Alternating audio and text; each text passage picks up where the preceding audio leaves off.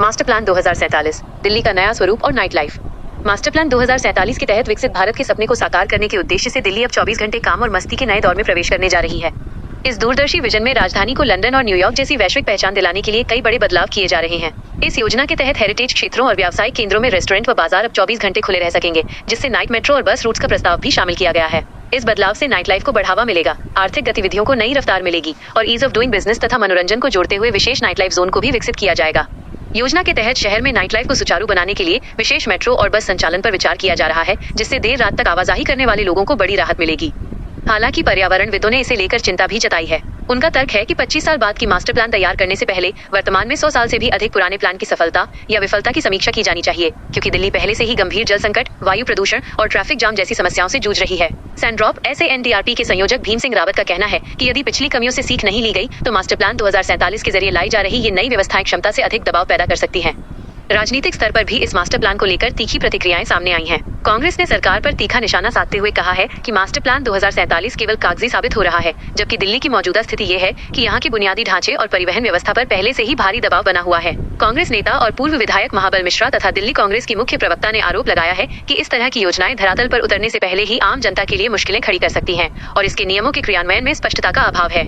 दूसरी ओर master plan के तहत यमुना के फ्लड प्लेन को लेकर भी सख्त लक्ष्मण रेखा खींची गई है।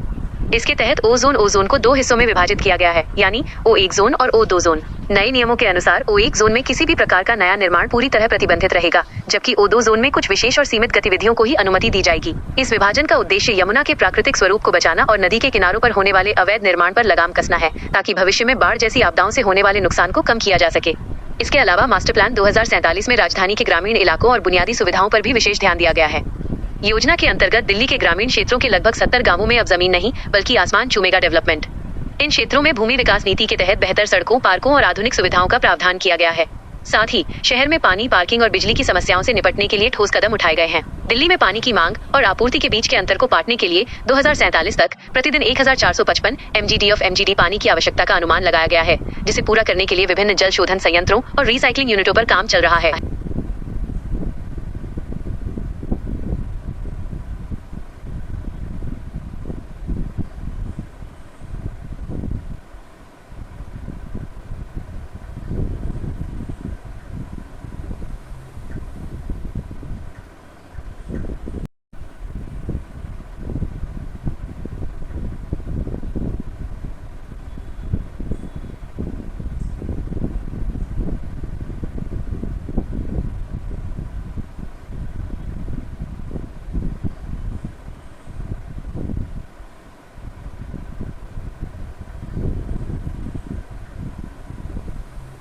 इनकी गंभीर समस्या को दूर करने के लिए भी मास्टर प्लान में व्यापक दिशा निर्देश तय किए गए हैं, ताकि बढ़ती हुई गाड़ियों के दबाव को संभाला जा सके। जय हिंद।